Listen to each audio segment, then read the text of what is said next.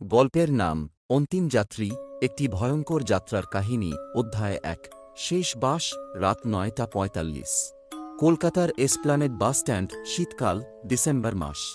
কুয়াশায় ঢেকে আছে পুরো শহর। ঠান্ডা বাতাস হাড় কাঁপিয়ে দিচ্ছে। স্ট্যান্ডে দাঁড়িয়ে আছে শিলিগুড়ি যাওয়ার রাতের শেষ বাসটি। বাসটির সামনে বড় করে লেখা (৯-৪৭ কে ২৩৯০), মঙ্গলময় ট্রান্সপোর্ট।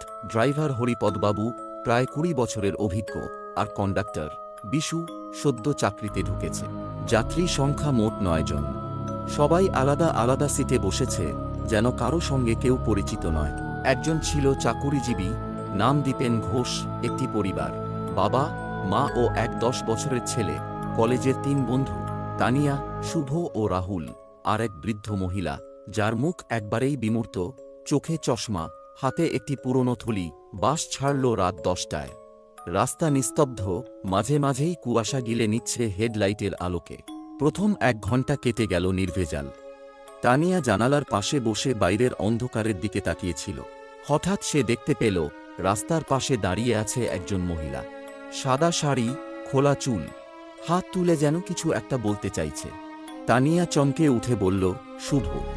ওখানে কেউ দাঁড়িয়ে ছিল না। শুভ তাকিয়ে দেখে, কিছুই নেই। তুই ঘুমিয়ে পড়েছিলি বোধ হয়। হ্যালুসিনেশন। কিন্তু তানিয়া নিশ্চিত ও কিছু দেখেছে। দীপেনবাবু পেছনের আলো জ্বালানোর চেষ্টা করলেন। চোখে চাপ পড়ছিল, কিন্তু আলো একবার জ্বলে আরেকবার নিভে যায়। ঠিক তখনই কন্ডাক্টর বিশু এসে বলল, দাদা, একটু দাঁড়াতে হবে। পিছনের টায়ারটা কিছু একটা গন্ধ ছাড়ছে। দেখি গিয়ে। বাস থামল এক অচেনা, নির্জন জায়গায়। আশেপাশে শুধুই গাছপালা, জঙ্গল। দূরে কোথাও এক পোকার ডাক ভেসে আসছে বিশু নামে। কন্ডাক্টর নামল, গিয়ে পিছনের দিকে গেল। মিনিট ৫, ১০ মিনিট কেটে গেল। সে আর ফিরল না। হরিপদবাবু নিজেই গেল দেখতে, কিন্তু সেও ফেরেনি। বাকি যাত্রীরা তখন উদ্বিগ্ন। বৃদ্ধ মহিলা আস্তে করে বললেন, এই রাস্তা অভিশপ্ত।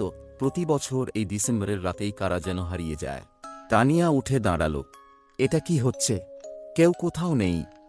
আর এই মহিলা, উনি আগে কি ছিলেন? রাহুল বলল, উনি তো আগেই ছিলেন। তুমি অস্থির হচ্ছ। তবে কেউ খেয়াল করেনি, বৃদ্ধার চোখে ছিল না কোনো আলো, আর তার মুখে যেন অদ্ভুত এক ঠান্ডা হাসি। বাসের মধ্যেই রাহুল মোবাইল বের করে লোকেশন চেক করল। জিপিএস বলল, নাও সিগনাল। দীপেনবাবু হঠাৎ বললেন, এই জায়গাটা আমি চিনি। এটা মেঘবনে। ২০ বছর আগে এখানে এক ভয়াবহ দুর্ঘটনা ঘটেছিল। একটা বাস খাদে পড়ে ১১ জন মারা যায়। একমাত্র এক মহিলার মৃতদেহ আর পাওয়া যায়নি।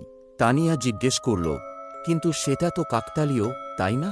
বৃদ্ধ মহিলা এবার উঠে দাঁড়াল, না, কাকতালীয় নয়। আমিই সেই মহিলা। এখনো প্রতীক্ষা করছি আমার শেষ সঙ্গীর জন্য। সঙ্গে সঙ্গেই বাসের দরজা বন্ধ হয়ে যায়। বাতি নিভে যায়। বাসের ভিতরে চিৎকার, আর্তনাদ, কেঁদে ওঠা। একে একে আলোর ঝলকানিতে দেখা যায় দীপেনবাবুর গলা কেটে গেছে। ছোট ছেলেটির ঠোঁটে নীরব রক্ত। বন্ধুরা আর বন্ধু নেই, তাদের শরীর এলোমেলো। তানিয়া আর রাহুল প্রাণপণে দরজা ঠেলতে থাকে, কিন্তু দরজা খুলছে না। আর বৃদ্ধা, না, এখন সে আর বৃদ্ধা নয়। সে ভেসে উঠেছে। তার পা নেই, মুখ নেই, চোখ দুটো থেকে কালো ধোঁয়া বেরোচ্ছে। সে বলছে, একজন বাকি, একজন। হঠাৎ জানালা দিয়ে বাইরের আলো এসে পড়ে। তানিয়া আর রাহুল জ্ঞান হারিয়ে ফেলে। পরদিন সকালে স্থানীয় লোকজন দেখে একটা পুরনো বাস দাঁড়িয়ে আছে গাছের মাঝে, প্রায় আধা ডুবে কুয়াশায়। বাসের ভেতরে কেউ নেই, শুধু বসার একেবারে পিছনের কাঁচে লাল রঙে আঁকা একটা বাক্য, আমি ফিরে আসব। যখন শেষ যাত্রী উঠবে, আর চালকের আসনে রাখা আছে একটি থলি, যেখানে পুরনো খবরের কাগজে মোড়া এক কঙ্কাল ঠায় হাসছে, তুমি কখনো রাতের শেষ বাসে উঠেছ?